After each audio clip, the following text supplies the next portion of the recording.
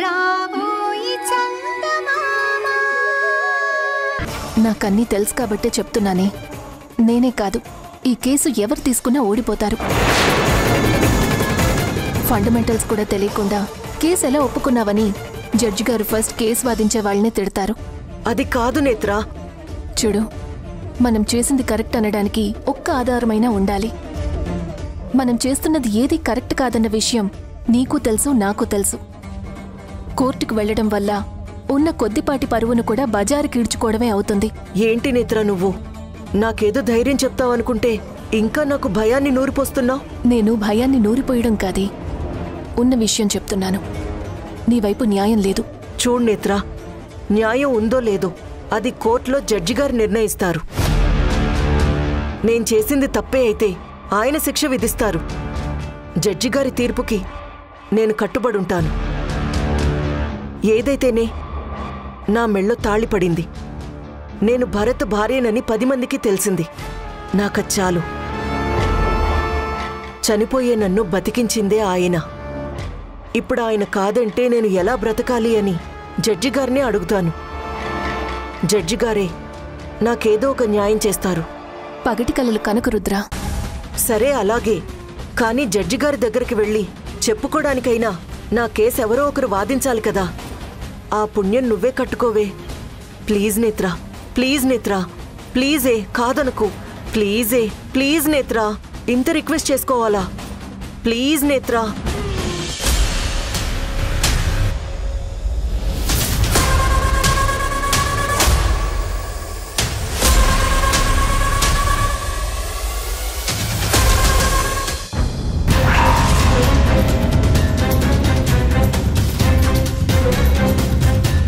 ఏంటి నేత్ర, చాలా కష్టపడి బుక్స్ చదువుతున్నట్టున్నా? నీ ఫ్రెండ్ గురించేనా? నువ్వు ఎంత చదివినా నీతి నిజాయితీ లేని వాళ్ళని కాపాడటానికి అందులో ఏమీ రాయరు. లా ఎప్పుడు తప్పులు చేయమని ఎంకరేజ్ చేయదు. చేసిన తప్పుల నుంచి తప్పించుకునే మార్గాలు చూపించదు. నీతిగా బతకాలంటే ఏం చేయాలో, నీతి తప్పితే ఏం శిక్ష అనుభవించాలో అది మాత్రమే అందులో రాసుంటుంది. నేను చూస్తున్నది కూడా అదే చంద్రిక గారు. రుద్ర చేసిన తప్పుల నుంచి ఎలా తప్పించుకోవాలని కాదు, రుద్రకి క్షమాభిక్ష ఎలా దొరుకుతుందా అని చూస్తున్నాను. ఏంటి క్షమాభిక్ష? ఎవరికి? ఆ రుద్రానికా? ఇన్ని పాపాలు చేసిన తనకి క్షమాభిక్ష ఎలా దొరుకుతుందనుకుంటున్నా? తనకే కాదు నేత్ర, తనలాంటి వాళ్ళకి సాయం చేయాలని చూస్తున్నా నీలాంటి వాళ్ళకు కూడా క్షమాపణ అనేది ఎట్టి పరిస్థితుల్లోనూ దొరకదు. అంటే డిఫెన్స్ అనేదే ఉండకూడదంటారా? కోర్టులో డిఫెన్స్ అనేదే లేకుండా వాదనే జరగదు. అలా ఏకపక్షంగా వాదన జరగకూడదు కూడా. దానికి కోర్టు ఒప్పుకోదు. అందుకే నేను ఈ కేసు తీసుకోవాల్సి వచ్చింది. అంతేకాని రుద్రాని సమర్థించడం కోసం కాదు. నిజంగా రుద్రాని చేసింది తప్పు అని నీకు అనిపిస్తే, నీలో నిజంగా నా అంత నిజాయితీయే ఉంటే నువ్వు ఈ కేసు వాదించు. కానీ రుద్రానికి మాత్రం శిక్ష పడేలా చెయ్యి. తనని మాకు, మా కుటుంబానికి దూరంగా పంపించు. క్లయింట్ని మోసం చేయడం తప్పు కదండి. అయితే నన్ను మోసం చేయడం కరెక్టా? నేను నిన్ను, నీ మాటని నమ్మాను. అదెంత తప్పో నాకిప్పుడు అర్థం అవుతోంది. అయినా పర్వాలేదు, కోర్టుకు వెళ్తున్నాను కదా, అక్కడే తేల్చుకుంటాను. నాతో వాదించి గెలవటం ఎంత కష్టమో నీకు అక్కడే అర్థం అవుతుంది. ఒకసారి నా ట్రాక్ రికార్డు గురించి కనుక్కో నేత్ర. ఇప్పటి వరకు ఏ కేసు ఓడిపోయిందే లేదు. లాయర్గా నాకు ఓటమే లేదు. కానీ వ్యక్తిగతంగా మొట్టమొదటిసారి నీ చేతుల్లో ఓడిపోయాను. కాదు, నమ్మించి నన్ను గొంతు కోసావు. ఆ రుద్రాణినైనా ఒక యాంగిల్లో క్షమించచ్చేమో కానీ నిన్ను మాత్రం క్షమించకూడదు. అలా అనకండి చంద్రిక గారు. నేనేది కావాలని చేయలేదండి. వద్దు, నాతో ఇంకేమీ మాట్లాడకు. నీ సంగతి చూడకుండా వదిలిపెట్టను.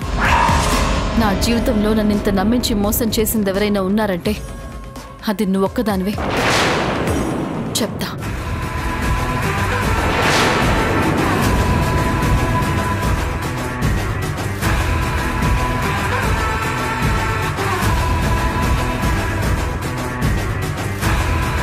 చూడవే, ఆ చంద్రిక గారు నన్నెంత తప్పుగా అనుకుంటున్నారో. నన్ను చూస్తే చాలు కోపంతో విరుచుకు పడిపోతున్నారు. నీ మీద ఆవిడకి ఎంత కోపం ఉందో నన్ను చూస్తే తనకి 10 రెట్ల అసహ్యం ఉంది. ఇప్పుడు నీ తరపున వాదించడానికి కేసు తీసుకుంటున్నానని ఆ కోపం మరింత పెరిగి డైరెక్ట్గా తిడుతోంది. ఏం చేస్తావు నేత్ర? ఇప్పుడు మనము తనని కన్విన్స్ చేయలేము. ఎందుకు కన్విన్స్ చేయలేము? నువ్వు కన్విన్స్ అయ్యి ఇక్కడి నుంచి వెళ్ళిపోవడానికి ఒప్పుకుంటే. దయచేసి అది మాత్రం అడగకు నేత్ర. ఒకవేళ నీకు నా కేసు టేకప్ చేయడానికి బాధగా ఉంటే అందరితో పాటు నువ్వు వదిలే. ఏం జరగాలో అదే జరుగుతుంది.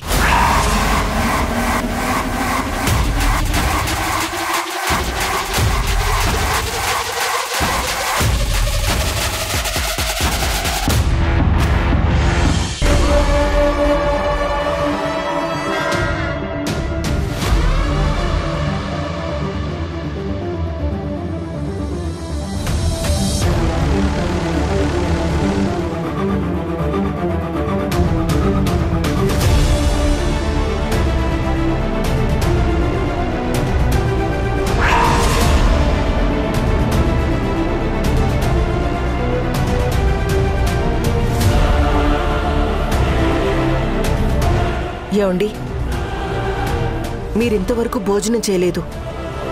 నా మీద కోపం ఉంటే ఉండొచ్చు, కానీ మీరు భోజనం చేయకుండా పడుకుంటే నాకెంత బాధగా ఉంటుంది చెప్పండి. రండి, భోజనం వడ్డిస్తాను. వద్దు, నాకు ఆకలిగా లేదు. అయినా నువ్వు పెడితే నాకు అస్సలు తినాలని లేదు. అలా అంటే ఎలా అండి? మీకు ఎంతవరకు ఆకలి అనిపిస్తే అంతవరకే తినండి. కనీసం మజ్జిగైనా తాగుదురు గాని. రండి. రుద్రాణి, అనవసరంగా నా కోపం తెప్పించొద్దు. దయచేసి నన్ను వదిలిపెట్టు. నన్ను ఇలాగైనా ప్రశాంతంగా బ్రతకనివ్వవా? ప్లీజ్ అండి, మీరలా మాట్లాడుతుంటే నేను తట్టుకోలేకపోతున్నాను. కావాలంటే మీ కసి తీరేలా కొట్టండి, నేనేం కాదన్ను. కానీ మీరిలా అన్నం తినకుండా ఉంటే నేను తట్టుకోలేనండి. ప్లీజ్ రుద్రాణి, నిన్ను రిక్వెస్ట్ చేస్తున్నాను. దయచేసి మమ్మల్ని ఇలా వదిలే. నేను నీతో కలిసి బ్రతకలేను. నాకు చంద్రిక తప్ప ఈ ప్రపంచంలో ఇంకెవ్వరూ అవసరం లేదు. చంద్రికకి నేనంటే ప్రాణం, నాకు చంద్రిక అంటే ప్రాణం. మేమిద్దరం ఒకరినొకరం ప్రేమించుకున్నాం. ఆ విషయం నీకు కూడా తెలుసు. మమ్మల్ని విడదీయడం వల్ల నువ్వు సాధించేది ఏమీ లేదు రుద్రాణి. ఏదైనా మనసులో ప్రేమ సంపాదించుకోవాలి, కానీ ఇలా వెంటపడి బాధ పెట్టి ఒకరు ప్రేమని పొందలేవు రుద్రాణి. చంద్రిక సంగతి నీకు బాగా తెలుసు. తన మెడలో ఉన్న మంగళసూత్రాన్ని నిలబెట్టుకోవడం కోసం తను ఎంత దూరమైనా వెళ్తుంది, ఎంత ఫైట్ అయినా చేస్తుంది. అంటే మీకు చంద్రిక అంటే ప్రాణం, చంద్రికకి మీరంటే ఇష్టం. మరి నా పరిస్థితి? చంద్రిక మీకోసం కోర్టులో పోరాడుతుంది, కానీ నేను మీకోసం మృత్యువుతో పోరాడాను. చంద్రికంటే నాకు ఎలాంటి కోపం లేదు, తనని బాధ పెట్టాలని కూడా లేదు. నిజం చెప్పాలంటే తన మీద నాకు ఎంతో గౌరవం ఉంది, ప్రేమ ఉంది. ఎందుకంటే నా జీవితంలో దక్కదు అనుకున్నా ఈ తాళిని నా మెడలో పడేలా చేసింది. చంద్రికకి తన మెడలో ఉన్న మంగళసూత్రం మీద ఎంత గౌరవం ఉందో నాకు అంతే గౌరవం ఉంది. దాన్ని కాపాడుకోవడం కోసం తను ఎలా ఫైట్ చేస్తుందో నేనంతకు మించి ఫైట్ చేస్తాను. అయినా నేనేమీ తనకి అన్యాయం చేయడం లేదు. మిమ్మల్ని తన నుంచి దూరంగా తీసుకెళ్లాలని ప్లాన్ కూడా చేయడం లేదు. మిమ్మల్ని తనతోనే ఉండమంటున్నాను. నన్ను కూడా ఇక్కడ ఉండడానికి ఒప్పుకోమంటున్నాను. ఇంత చెప్పినా వినకుండా నా మీద కోర్టుకెళ్తానంటుంది. నేను మాత్రం కాదనేదేముంది? తనకు చేతనైంది తను వాదిస్తుంది, నాకు చేతనైంది నేను చేస్తాను. ఏం చేస్తావు? అసలు నీ వైపు వాదించడానికి లాయర్ ఉండాలి కదా. నా వైపు వాదించడానికి లాయర్ లేకపోయినా పర్వాలేదు. నా కేసు నేనే వాదించుకుంటాను. నా భర్త కోసం నేను యముడితోనే పోరాడి నా ప్రాణాలు నిలుపుకున్నదాన్ని. చంద్రికతో పోరాడలేనా? చూద్దాం. గుడ్ నైట్ అండి.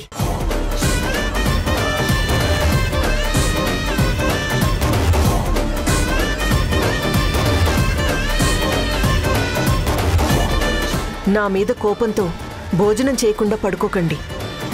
కనీసం నేను వెళ్ళిన తర్వాతైనా ఏదో ఒకటి తినండి.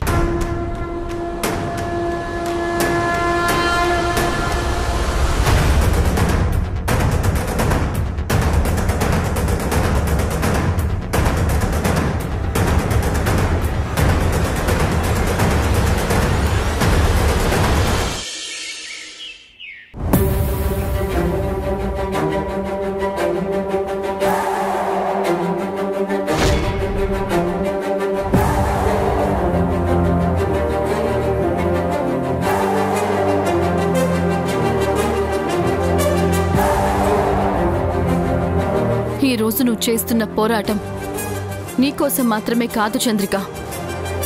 ఒక ఆడపిల్ల గౌరవం కోసం, మానవత్వం చూపించిన మనిషి మీదే తిరగబడిన ఒక దుర్మార్గురాలకి మర్చిపోలేని గుణపాఠం చెప్పాలి.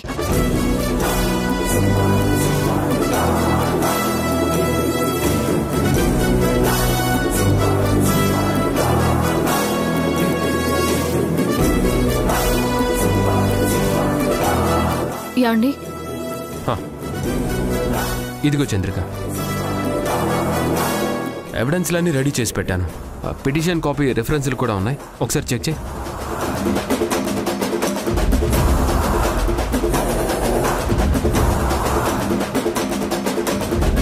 అన్నీ కరెక్ట్గానే ఉన్నాయండి. కోర్టుకి టైం అవుతోంది, బయలుదేరి చంద్రిక. ఇలా మన కోసం మనం పోరాడాల్సిన పరిస్థితి వస్తుందని అసలు అనుకోలేదండి. ఇప్పటిదాకా మనం లాయర్స్గా ఉండి ఎదుటి వాళ్ల కష్టాలు విని అయ్యో పాపం అనుకునేవాళ్ళం. కానీ ఇప్పుడు మన మీద మనమే జాలిపడే పరిస్థితి వచ్చింది. ఏం చేస్తాం చంద్రిక, ఒక్కొక్కరి నుంచి ఒక్కొక్క గుణపాఠం నేర్చుకోవాలి. ఆ రుద్రాణి ఇన్సిడెంట్తో తనకు మాలిన ధర్మం పనికిరాదు, అపాత్ర దానం కూడా తప్పే అన్న విషయం ప్రాక్టికల్గా తెలుసుకున్నాం. అయినా మనకి పోరాటం కొత్త ఏం కాదు కదా. అత్తయ్య, ఈరోజు నేను కేసుకి అటెండ్ అవుతున్నాను. మీ దీవెనలు నాకు కావాలత్తయ్య, నన్ను ఆశీర్వదించండి.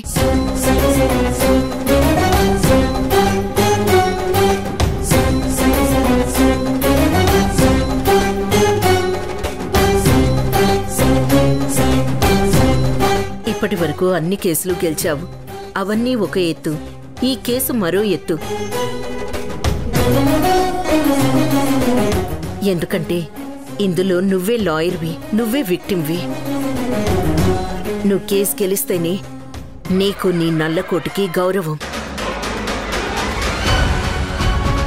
నీ జీవితానికి ఒక అర్థం ఉంటుంది. గుర్తుంచుకో. అలాగే అత్తయ్య, ఇక నేను బయలుదేరుతాను. మరి మేము? మీరు కేసు టైంకి వస్తే సరిపోతుంది అత్తయ్య. నేను ముందుగా వెళ్ళి చూసుకోవాల్సిన ఫార్మాలిటీస్ కొన్ని ఉన్నాయి. మీరు టైంకి వచ్చేసేయండి. అలాగే, వస్తానండి. వస్తాను ఆల్ ది అత్తయ్య. బెస్ట్.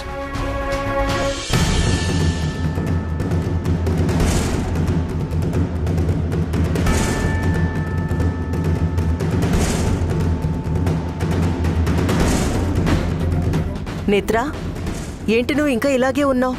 కోర్టుకి టైం అవుతుంది కదా, పద వెళ్దాం. నేను రావట్లేదు రుద్ర. అరే రానంటే ఎలా?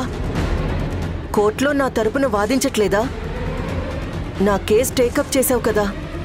ఎలా వాదించాలి రుద్ర? హా? ఏమని వాదించాలి? నీ వైపు న్యాయం ఉంటే ఇది తప్పు ఇది కరెక్ట్ అని చెప్పొచ్చు. కానీ అన్ని తప్పులే కనిపిస్తుంటే జడ్జి ముందు ఏం మాట్లాడమంటావు? నీకు బాధ అనిపించిన ఒక విషయం అయితే క్లియర్గా చెప్తున్నాను. ఈ కేసును ఓడిపోతావు. గెలవడం అనేది ఇంపాసిబుల్ రుద్ర. అయితే రాత్రి నువ్వు చెప్పింది నిజమే అన్నమాట. నా కేసు నుంచి నువ్వు కూడా తప్పుకుంటున్నావా నేత్ర? అంతే కదా? నా వైపు న్యాయం లేదని రావడం లేదా? ఆ చంద్రిక్కి భయపడి కోర్టుకి రావడం లేదా? కనీసం అదైనా క్లియర్ చేయి నేత్ర. ఎంత పెద్ద లాయర్కైనా కేసు గెలవడానికి ఏదో ఒక పాయింట్ ఉండాలి. అది లేనప్పుడు డైరెక్ట్గా న్యాయదేవతే వచ్చి కోర్టులో వాదించినా గెలవడం సాధ్యం కాదు రుద్ర. చంద్రిక, భరత్ ఇద్దరూ పెద్ద లాయర్లు. హిందూ మ్యారేజ్ యాక్ట్ ప్రకారం భార్య ఉండగా రెండో పెళ్లి చేసుకుంటే ఆ పెళ్లి చెల్లదు. నిన్నసలు భార్యగానే గుర్తించరు. లీగల్గా నీకు ఎలాంటి హక్కు ఉండదు. ఇన్ని ఫండమెంటల్ డాక్యుమెంట్స్ పెట్టుకుని ఎలా కేసు గెలవాలి, ఎలా వాదించాలి? అయినా నువ్వు చేసిన పనికి నేను చంద్రిక ముందు తలెత్తుకోలేకపోతున్నాను. హ, అలాంటిది ఇంకా తన ఎదురుగా నిలబడి ఎలా వాదించాలి? అందుకే నేను కోర్టుకి రావడం లేదు. సరే నేత్ర, నీ ఇష్టం. ఇంకా నేను మాట్లాడడానికి ఏముంది? ఇప్పటికే నిన్ను చాలా ఇబ్బంది పెట్టాను. ఇంకా నా వల్ల నువ్వు ఇబ్బంది పడ్డం నాకిష్టం లేదు. నా తరపున ఎవరూ లేనప్పుడు నువ్వైనా నాకు అండగా ఉంటావనుకున్నాను. నాకు బెయిల్ ఇస్తే కొండంత అండ దొరికిందని సంతోషపడ్డాను. కానీ నా ఆనందం ఆవిరి కావడానికి ఎంతోసేపు పట్టలేదని అర్థమైంది. నా జీవితమే అంత నేత్ర. నాకు ఎవరూ తోడుగా ఉండరు. నాకు ఎవరూ సాయం చేయలేరు. నా లైఫ్లో నాకు మంచి చేసింది నువ్వు ఒక్కదానివే నేత్ర. నీ వల్లే ఈ తాళి నా మెళ్ళో పడింది. ఈ జీవితానికి ఇది చాలు. నేనెవర్నీ ఇబ్బంది పెట్టను. ఎవరికి అడ్డురానని చెప్పినా వినకుండా చంద్రిక కోర్టుకు వెళ్ళింది. చూద్దాం కోర్టు ఏం తీర్పిస్తుందో. అంతగా ఈ తాళి తీసేయాలని కోర్టు తీర్పిస్తే అప్పుడే నా నిర్ణయం నేను తీసుకుంటాను. నా నిర్ణయం ఏంటో బహుశా నువ్వు ఎక్స్పెక్ట్ చేయలేవులే.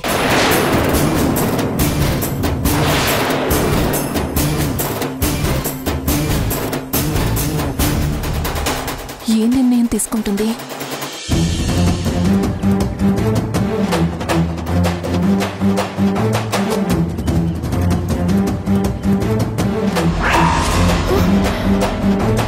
అయ్యో, ఫైల్ ఫైల్ ఇంట్లోనే మర్చిపోయానా? అయ్యో డ్రైవర్, కారింటికి పోని.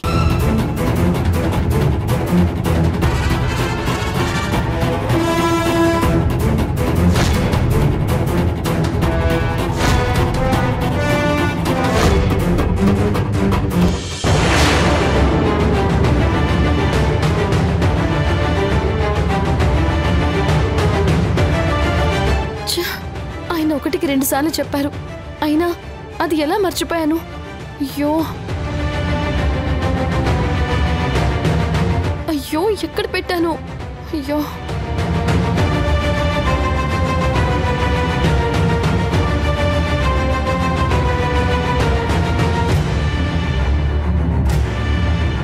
ఎక్కడ పెట్టాను?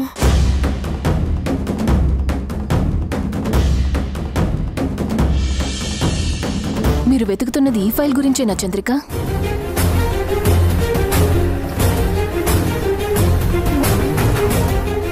మీరేమీ టెన్షన్ పడాల్సిన అవసరం లేదు. ఎందుకంటే అందులో ఉండాల్సిన పేపర్స్ అన్నీ ఉన్నాయి, ఏవీ మిస్ అవ్వలేదు. అయినా కోర్టుకు వెళ్తూ ఇంత ఇంపార్టెంట్ ఫైల్ ఎలా మర్చిపోయారు చంద్రిక గారు? ఇంట్లో మీరు పెట్టే టెన్షన్స్ అలా ఉన్నాయి. ఒకవైపు ఆ రుద్రాణి, మరోవైపు నువ్వు. ఈ దెబ్బతో మీ ఇద్దరి దరిద్రం వదిలిపోతుంది. మిమ్మల్ని ఇంట్లో నుంచి బయటికి పంపించేస్తాను.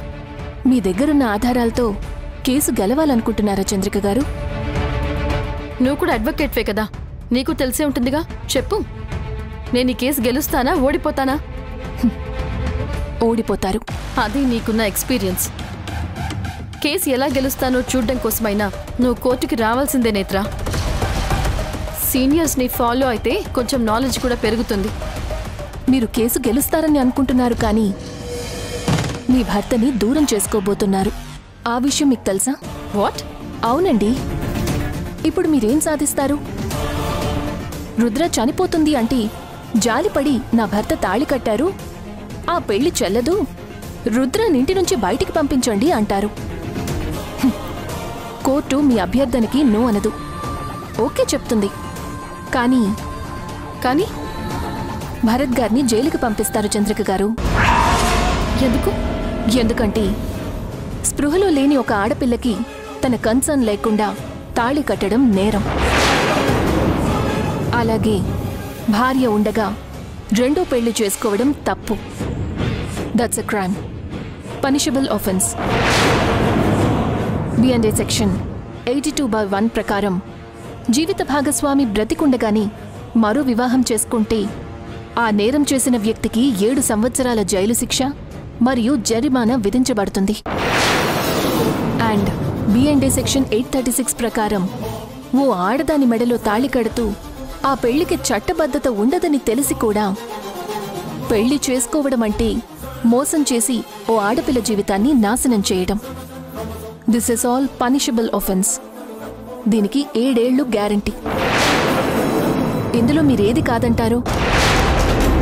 నేను చెప్పినా మీ వారెలా తాళి కట్టారు, మీరెలా దగ్గరుండి కట్టించారు అని జడ్జి గారు అడుగుతారు. అప్పుడేం చెప్తారు? సరే, మీరన్నట్టుగానే కేసు గెలుస్తారు. రుద్రకి జరిగింది పెళ్లే కాదని ప్రూవ్ చేస్తారు. కానీ భరత్ గారిని జైలుకు మాత్రం పంపిస్తారు. ఇప్పుడు చెప్పండి, మీరు గెలిచినట్టా ఓడినట్టా? ఎంత మోసం చేశావు నేత్ర. లేదండి, నేను మోసం చేయలేదు. నేను మీలాగే మంచి చేద్దామనే వచ్చాను. ఈ కేసుని విత్డ్రా చేసుకుందాం. ఏంటి, విత్డ్రా చేసుకుంటావా? నీకేమైంది చంద్రిక? మెంటల్ గానీ ఎక్కిందా ఏంటి? మనం ఈ కేసు విత్డ్రా చేసుకోకపోతే మనం చాలా సమస్యలు ఎదుర్కోవాల్సి వస్తుంది. మనం ఎందుకు సమస్యలు ఎదుర్కోవాలి? ఇందులో మన తప్పే ఉంది. రుద్రాణిని బయటికి పంపించడంతో పాటు మీరు కూడా జైలుకి వెళ్లాల్సి వస్తుందండి.